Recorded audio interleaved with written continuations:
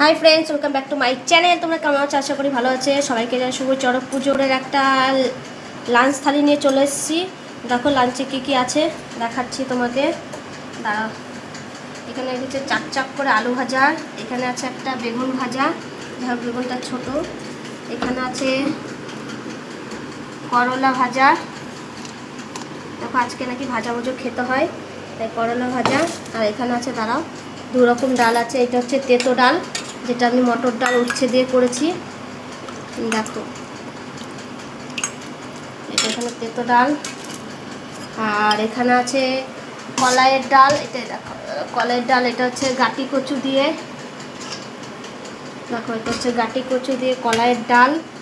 আর সাথে আছে একটা পাঁচমিশালি সবজি।